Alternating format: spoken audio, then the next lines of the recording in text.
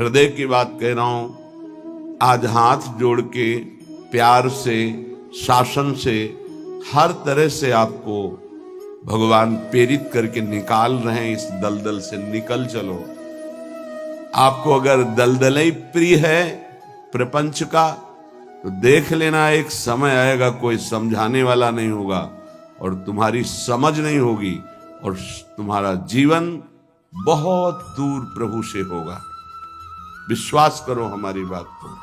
अभी अवसर है, निकल चलो। अभी तुम्हें हरि गुरु की बातें अच्छी नहीं लगती, अभी तुम्हें हरि गुरु का प्यार नहीं समझ में आ रहा, तुम्हें ऐसा लगता है कोई हमारे शरीर का प्यार करे तो वो हमारा प्यारा, इंद्रियों का दुलार करे सो हमारा प्यारा, हमारे मन के अनुकूल चलने वाला मिले तो सच्ची मानिए सारी बातें हरि से पूर्ण होती है।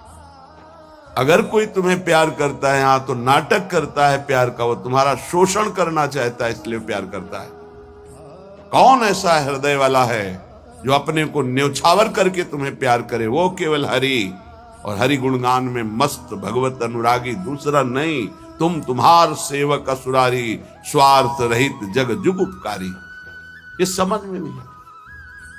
प्यार का मतलब समझा जाता है वासनाओं का खेल हो तो प्यार, मनोरंजन हो तो प्यार, हरे मन का भंजन करके वासना का नाश करके उपासना में प्रतिष्ठित हो जाना, इसे प्यार कहते हैं। जो अविनाशी प्रकृति से भोग कर सुखी होना चाहता है कभी नहीं हो सकता है। शब्द याद कर लो। खाते खाते दांत टूट जाएंगे, देखते देखते आंख फूट जाएगी, शरीर नष्ट हो जाएगा, पर वासनाएं ज्यों की त्यों रहेंगी और बढ़ती चली जाएंगी। ये जो जलन होती है यही भस्म करती वासनाओं को। सच्चे उपासना के मार्ग में चलने वाले जलन की परवाह नहीं करते, कष्ट की परवाह नहीं करते, वही उस परम पद के अधिकारी होते हैं। कल एक ने प्रश्न किया कि ऐसा कोई मार्ग बताइए जिसमें कोई कष्ट न हो, भगवत प्राप्ति हो जाए। घर बैठ जाओ। ऐसा सृष्टि में लौकिक मार्ग नहीं है तो अलौकिक मार्ग की क्या बात। अगर आपको 500 रुपए चाहिए तो लेबरी करनी पड़ेगी, 8 घंटे मजदूर बनना पड़ेगा और ठेकेदार की बातें सुननी पड़ेगी। कोई भी कार्य करो आप, क्या सहज है, क्या सुखपूर्वक है, लेकिन आप लक्ष्य जब धन रखते हैं तो बड़े से बड़े कष्ट और कटु वचन को सहते हैं। आप जब दुख से निकलने के लिए लक्ष्य बना लिया भगवत प्राप्ति, तो फिर ये मनोरंजन कैसा, यही समझ में नहीं आता। एक आदमी प्यासा होता है, पानी पिला दे, कभी अगर वो दोबारा दिखाई देता है तो नेत्र नम हो जाते हैं कि एक दिन की प्यास इसने बुझाई थी। जन्म जन्म की प्यास बुझाने के लिए नाम मिला, मंत्र मिला, उपासना मिली, उसका कोई महत्व नहीं। ये तुम्हें प्यार नहीं नजर आ रहा? जो कभी संभाषण नहीं करते थे, देखते नहीं थे, वे तुम्हें अंतर और बाहर दोनों से देख रहे, तुमसे संभाषण कर रहे हैं, ये तुम्हें प्यार नहीं समझ में आ रहा? हमारी तो यही समझ में नहीं आ रहा कि उपासक का लक्ष्य क्या है। अगर लक्ष्य नहीं है तो तुम्हें कोई भी बदल नहीं सकता, और लक्ष्य है तो तुम्हें कोई बदल नहीं सकता। दोनों बातें समझ लो। लक्ष्य नहीं है तो तुम्हें परमार्थी कोई नहीं बना सकता, और लक्ष्य है तो तुमको कोई स्वार्थी नहीं बना सकता। चाहे जितना कुसंग हो जाए, तुम्हारा परिवर्तन नहीं हो सकता, क्योंकि तुम्हारा लक्ष्य है हरि गुरु को प्राप्त करना। उपासक समझिए, एक एक कदम तुमको प्यार मिलता चला जा रहा है। जानते हो, केवल पेट भरने के लिए, शरीर में वस्त्र पहनने के लिए और वास के लिए पूरा जीवन मेहनत करते हैं लोग, तब वो प्राप्त होता है। तुम्हें आदर के साथ ये सब बिना किसी प्रयास के मिल रहा है। किस लिए? तुम भगवान के हो, प्रियालाल के हो। इस बात की तुम्हें इज्जत रखनी है कि तुम प्रभु के दास हो, उसी की सब सुविधा है। अगर दासत्व विषयों का रखोगे तो छल कर रहे हो हमारे प्रभु के साथ। ये छल तुम्हारे हृदय को ताप पहुंचा देगा। ऐसा ताप जो कहीं शांति नहीं मिलेगी। समझ में नहीं। मेरे प्रभु उतरते चले जाते हैं, झुकते चले जाते हैं आपको उठाने के लिए। आप ऐंठते चले जाते हैं कि आप कुछ हैं, भोगना पड़ेगा आपको आगे। शब्द याद कर लीजिए। आगे आपको प्रतिकूलता ऐसे घेरेगी कि फिर कोई बचाने वाला दिखाई नहीं देगा, वो आप क्लेशित होंगे। इसलिए सावधान हो जाइए, परिस्थिति को सहना सीखिए। सहत सहत बाढ़े भगति गृह तन गुरुहित गार। जो सहनशील वही महात्मा होता है, जो सहनशील है वही प्रेम रस का अधिकारी बनता है, जो सहनशील है वही प्रियाजू का कृपा पात्र बनता है। प्रियाजू कृपा पे कृपा करती चली जा रही, संसार समुद्र से निकाल करके अपने महल में रखकर अद्भुत सुख दे रही। यहां जानते हो भजन का स्वरूप क्या है? रहना ही भजन हो जाता है। पर रह कहां पा रहे हो? यहां तन यहां रह रहा है, मन विषयों में, मन नाना प्रकार की कामनाओं की पूर्ति में। क्या वृंदावन वास हो रहा है? ये वनवास है। वृंदारण्ये चर अचर दृक् पश्य वृंदावन श्री। जिह्वे वृंदावन गुणगान कीर्त श्रोत्र गृह्यान। वृंदाटव्या भज परिमल घ्राण गात्र त्वमस्मिन्। वृंदारण्ये लुठत पुलकितम कृष्णो केलिस्थलीसु। यह है भजन वृंदावन का। बोले नेत्रों से तुम यहां वृंदावन वासी जो खगमृग पशु पंछी मनुष्य हैं, इनको भाव से देखो। ये सब भजनानंदी महापुरुष हैं। ये भजन के प्रताप से यहां कोई सूकर बना हुआ है, कोई कुकर बना हुआ है, कोई पशु पक्षी बना हुआ है, कोई मनुष्य बना, कोई लता, कोई वृक्ष। ये जहां जो कुछ दिखाई दे रहा है, चर अचर दृक् पश्य वृंदावन श्री। ये वृंदावन की अद्भुत श्री वैभव शोभा भगवत स्वरूप है। यहाँ के कुत्ते का भी दर्शन कर रहे हो तो एक बहुत बड़े महात्मा का दर्शन करने से जो फल मिलता है वो मिलेगा, ध्यान रखना। हरिराम व्यास जी आचार्य हैं रस के, वो कह रहे हैं हो मन वृंदावन को श्वान। श्वान माने कुत्ता। यहां का कुत्ता कोई साधारण श्वान नहीं है, वो कोई परमहंस महापुरुष है जो प्रियाजू की स्केली कुंज में श्वान रूप धारण किए हुए रज का सेवन कर रहा है। आप क्या समझते हैं? मनुष्य शरीर से भी महान सौभाग्यशाली वो है। क्यों? तुम तो गद्दे पे सोते होगे, वो रज पे सोता है। तुम रज के बने हुए पात्र में विरक्त होकर पाते हो कि नहीं, श्री भगवान जाने। लेकिन उसको भोजन ही रज में मिलता है और रजयुक्त भोजन पाता है। उच्छिष्ट संतों का मिलता है तुम्हें कि नहीं, लेकिन उसको जरूर मिलता है क्योंकि प्राय उच्छिष्ट ही डालते हैं। संतों का भंडारा हुआ, दोना पत्तल बाहर फेंक दिए गए, एक एक पत्तल को चाट चाट कर साफ संतों की जूठन पा रहा है। कौन है? महाभागवत है वो। यहां के चर अचर को भाव से देखने की कोशिश कीजिए। पशु पक्षी लता वृक्ष मनुष्य, ये सब भगवत स्वरूप है। भजन हो रहा है यहाँ का। आप अगर भाव से दर्शन कर रहे हैं, भजन हो रहा है। अगर भाव का अभाव है तो आपको गलत दर्शन होने लगेगा। ईर्ष्या द्वेष वाली बातें, दोष गुण वाली बातें, माया जनित बातें आपको दिखाई देने लगेंगी। ऐसा यहाँ का भजनानंदी उपासक नहीं देखता, वो भाव से देखता है। खग मृग पशु पंछी जे या बन के चरण शरण रख ली जाए। ये सब भगवत स्वरूप है। सच्ची मानिए, सब भगवत स्वरूप है। ऐसे वृंदावन में रहो, अपने नेत्रों से जो भी देख रहे हो ये सब बड़े बड़े भजन करने वाले महापुरुष हैं। न जाने कौन सा भजन किस जन्म में बना कि वो इस धाम में आकर के नाली के कीड़ा पशु पक्षी इन रूपों में विराजमान है। श्रीपाद प्रबोधानंद जी कह रहे हैं, बाहर मुझे चतुर्मुख परम वेदों का ज्ञाता ब्रह्मा पद ऐश्वर्य पद नहीं चाहिए, लेकिन वृंदावन में नाली का कीड़ा बना दो मुझे। ये जितने भी आपकी दृष्टि में आ रहे हैं, आपका भारी भजन बन रहा है, यदि भाव से आप देख रहे मेरे प्रभु के जन हैं, ये बड़े बड़े भजन करने वाले हैं, चाहे वो कोई बेल हो, कोई वृक्ष हो, ये सब भगवत स्वरूप है। ऐसे तो अपने नेत्रों का भजन करो, ये नेत्रों का भजन है। अब जिह्वे वृंदावन गुणगान, जीभ का भजन है वृंदावन की प्रिया प्रीतम की रूप माधुरी, गुण माधुरी, लीला माधुरी, कुंज निकुंजों की ये जो चर्चा करते हैं, अर्थात श्रीमद चतुरासी जी गाते हैं, 42 लीला गाते हैं, श्रीमद राधा सुधा निधि, केली मालजू, महावाणी जू, ये सब वाणी का भजन हो रहा है, दिव्य भजन, वाणी की सार्थकता हो रही।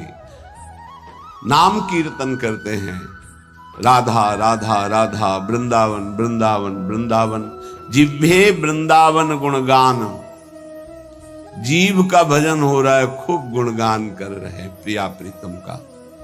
कीर्तय श्रोत, श्रवणेन्द्री का भजन हो रहा है, खूब नाम कीर्तन सुन रहे हैं, बड़ा सुख मिलता है जब यहाँ सब उपासक जन जोर से गाते हैं, आवाज पहुंचती, हृदय नाच उठता है। अहो भाग्य, अहो भाग्य, कीर्तन करने वाले और सुनने वाले दोनों का। नाम संकीर्तनम यस्य सर्व पाप प्रणाशनम, सारे पापों का नाश हो रहा है, तो उच्च स्वर से प्रभु के नाम का कीर्तन कर रहे हैं। कीर्तन श्रोत्र, श्रवणेन्द्री से सुनने मात्र से प्रिया प्रीतम का प्रेम प्राप्त, ये बड़ी सामर्थ्य है कीर्तन में, गुण कीर्तन में जो पद गायन होता है। श्रवण सुनत प्रापक रति राधा पद अम्बुज सुकुमार। आप बैठे हैं यहाँ सभा में और गुण कीर्तन हो रहा तो कृपा की वर्षा हो रही, आप भींज जाओगे। रासमंडल में महाप्रभु हरिवंश चंद्रजू के प्राकट्य उत्सव का 1 महीने पद गायन होता है। हमारी एकांतिक रुचि संन्यास वृत्ति के कारण प्रारंभ में सदगुरुदेव भगवान ने कहा कि आप सभा में क्यों नहीं जाते, तो रुचि नहीं, एकांतिक रुचि, रही अकेला रहना शांत है, पर नहीं, वो सब उसका फल मिल गया है प्रियाजू के चरणों की शरणागति। तो जाकर के विराजमान होकर के वहां वाणी सुनो ना, वाणी सुनने मात्र से सभा में प्रियाजू की कृपा प्राप्त होती है। बस फिर आगे प्रश्न नहीं हुआ, गुरुदेव के वचन है। अगर सभा है, ऐसे वाणी गायन हो रहा है, आप बैठे हैं, कुछ समझ में नहीं आ रहा, फिर भी आप निष्पाप हो रहे हैं, प्रियालाल की कृपा पात्र बन रहे हैं, ये बात समझनी चाहिए। कीर्तय श्रोत्र, गृह्यान वृंदाटव्या, भज परिमल घ्राण गात्र, त्वमस्मिन् वृंदारण्ये लुट पुलकितम कृष्ण केल स्थलीषु। तुम श्री वृंदावन के पुष्पों की सुगंध जो प्रियालाल के चरणों में समर्पित है, वृंदावन के पुष्प, ये खास बात है। जो हमारी ब्रजभूमि में प्रकट हुए पुष्प हैं, इनकी समानता करोड़ों रुपए का बाहर से पुष्प लाकर अर्पित करो तो मेरे प्रियालाल को उतना सुख नहीं होगा। यहाँ के हर श्रृंगार का, मोगरा का, गुलाब का, कनेर का या किसी भी का पुष्प, ऐसे मौलश्री का बहुत छोटा पुष्प, बड़ा सुगंधित पुष्प, 3 दिन तक वो प्रियालाल की सेवा में अर्पित किया जा सकता है, उसकी ऐसी महिमा है। उसकी माला बना के या 4 पुष्प रखती है। फिर वो जो घ्राणेन्द्रिय में प्रसादी सूंघा जाता है, जो प्रियालाल के श्रीअंग में इत्र अर्पित किया, वो प्रसादी जो घ्राणेन्द्रिय में, श्री तुलसी जो चरणों में अर्पित की गई, वो घ्राणेन्द्रिय में, हृदय में जाके प्रेम लक्षणा भक्ति प्रकट करती है। गृह्यान वृंदावन भज परिमल घ्राण, वृंदावन, वृंदावन की सुगंधित वस्तुएं, बड़ी अनन्यता प्रिया प्रीतम के प्रेम में होती है। पूज्य श्री पंडित रामकृष्ण बाबा जी महाराज बड़े सिद्ध महापुरुष हुए। जैसे आप बाहर से आए हैं और फल अर्पित करें, बाबा स्वीकार नहीं करेंगे। तो उनके पास कोई भी वस्तु लाने के लिए ब्रजवासी का सहयोग होता था। किसी ब्रजवासी को दिया, वो ब्रजवासी जब जाके देगा बाबा स्वीकार कर लेंगे। कोई भी वस्तु है ब्रजवासी के हाथ से, दंडोत बाबा ये रख दो। हम अमुक जगह से आए बाबा, ये भेंट नहीं, हटाइए। ब्रजवासी अगर प्रेम से कुछ भी तो वो स्वीकार करते। एक बहुत धनी मानी आए बाबा की सेवा करनी, बोले बात भी नहीं करना जाके।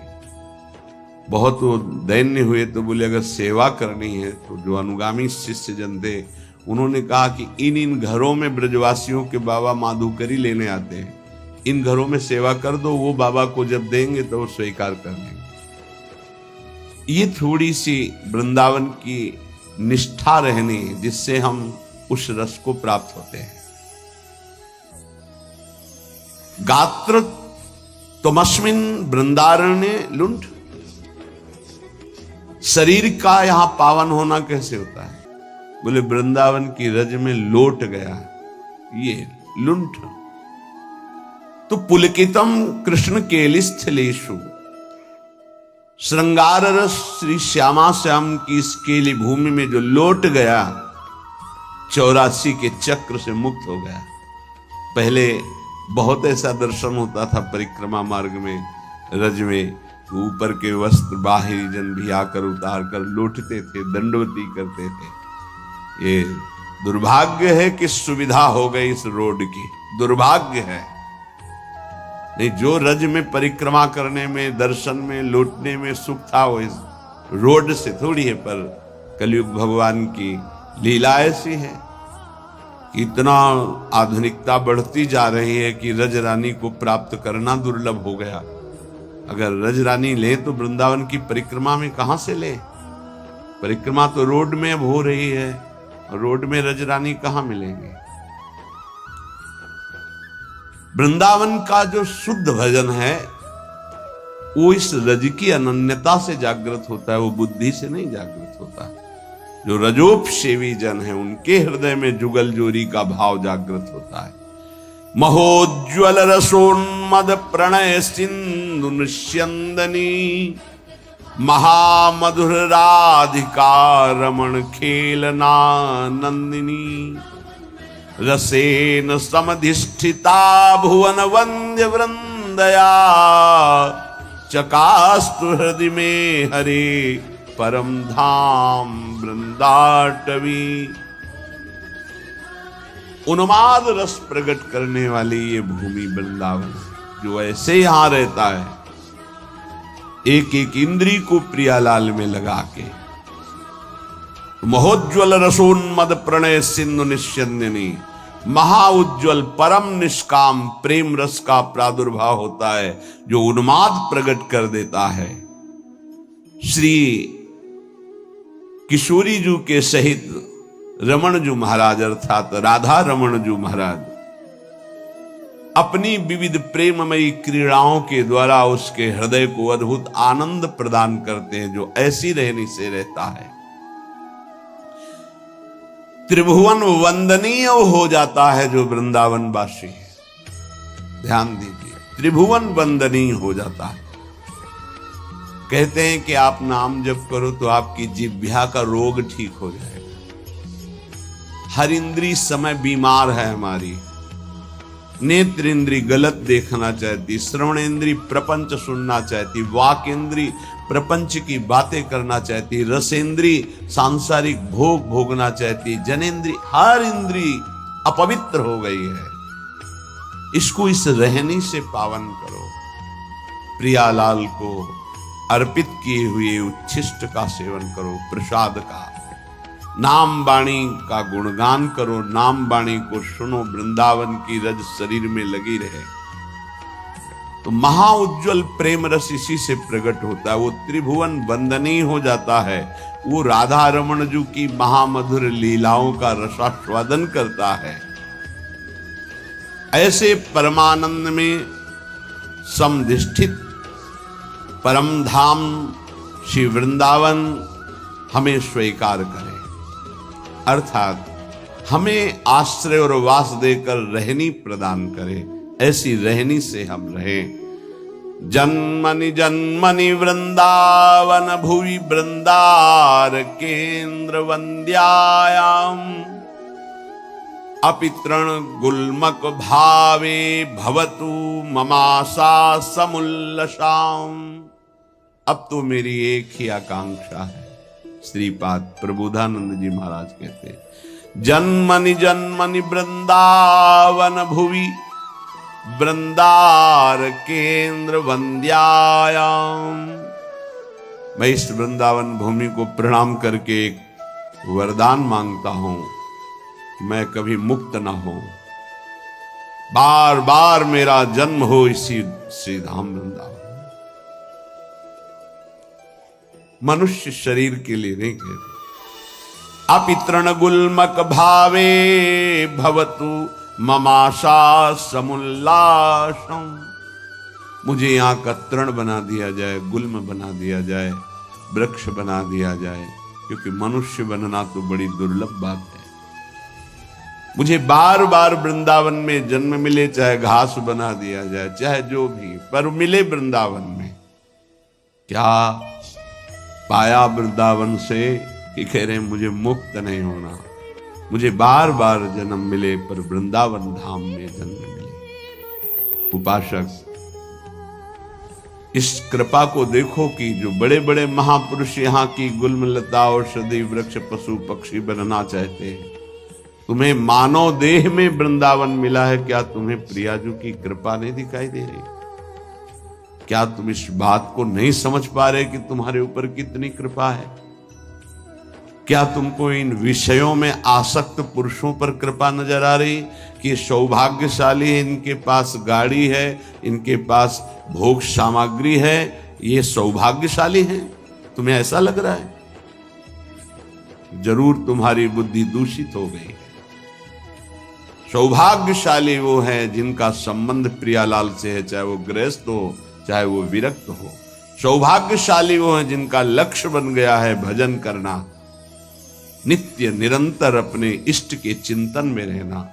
कैसा दुर्भाग्य है कि हम अपने प्यारे को छोड़कर संसार की कोई वस्तु व्यक्ति स्थान का प्यार चाहते हैं। कैसे धिक्कार है बुद्धि को, कैसे समझाएं?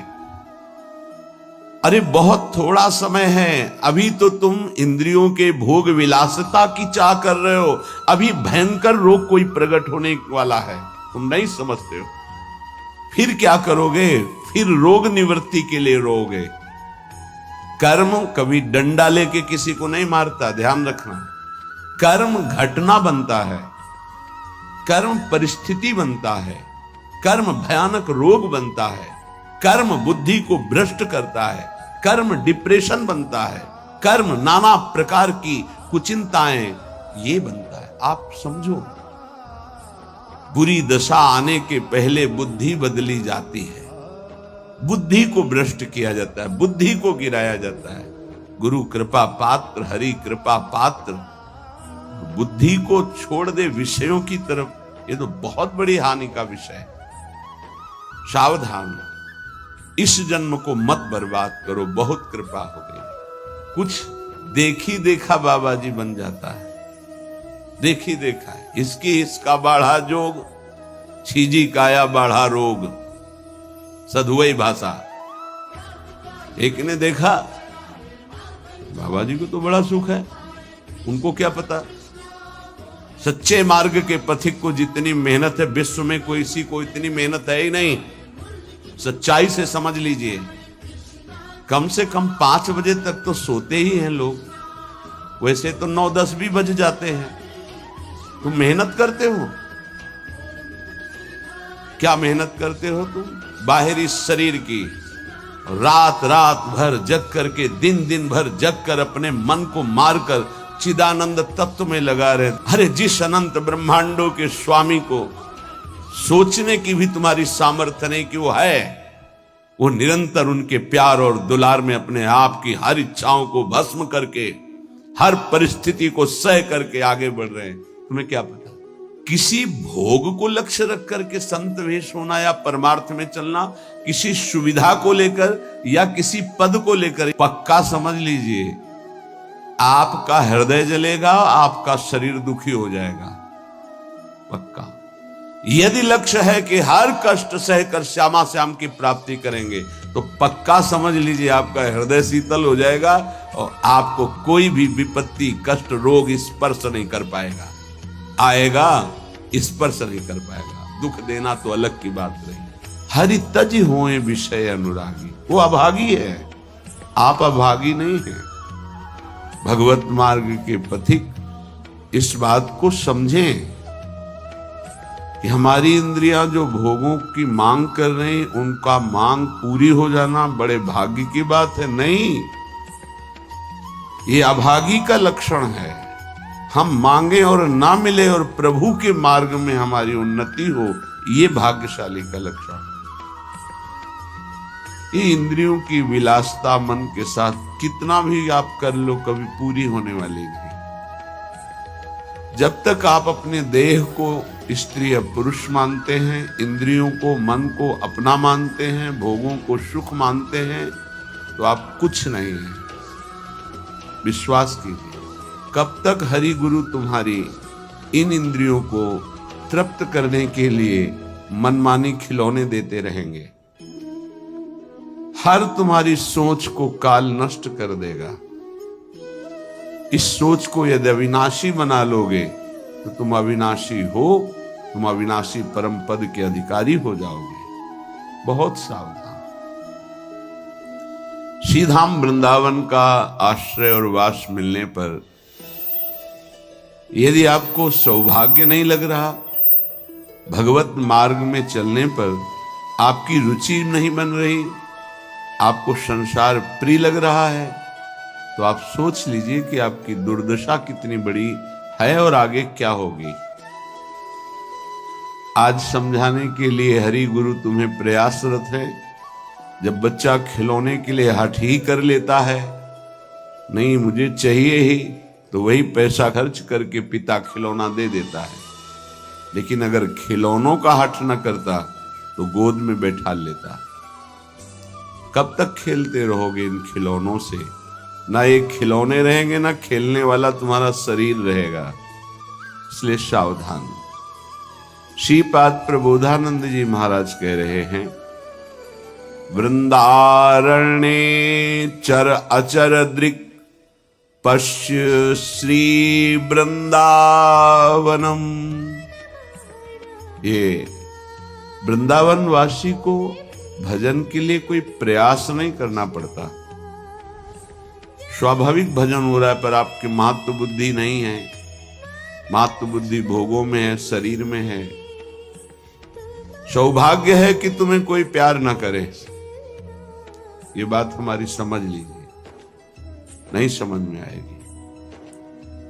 सौभाग्य है कि तुम्हें कोई प्यार ना करे, दुर्भाग्य है कि भगवान से विमुख कोई हमसे प्यार करे। धिक्कार है हमारे भाग्य को यदि प्रभु के सिवा कोई हमें प्यार करे। ये बात नहीं सबकी समझ में आएगी। प्राकृतिक देह को मैं मानने वाला यही चाहता है कि मुझे कोई प्यार करे। कौन प्यार करे? हरि गुरु से बढ़कर कोई अहेतुकी प्यार करने वाला होता है, और वो प्यार कर रहे हैं, तुम्हें प्यार समझ में नहीं आ रहा। तुम्हें भोग विलासिता प्यार नजर आता है, संसार का प्यार नजर आता है, छल कपट वासना का तांडव ये तुम्हें प्यार नजर आता है। बहुत बढ़िया अवसर है, निकल चलो, नहीं भोगना पड़ेगा। आगे ऐसा अवसर आएगा जीवन में जो तुम्हें ऐसे गर्त में गिराएगा जहां से कोई निकालने वाला नहीं होगा।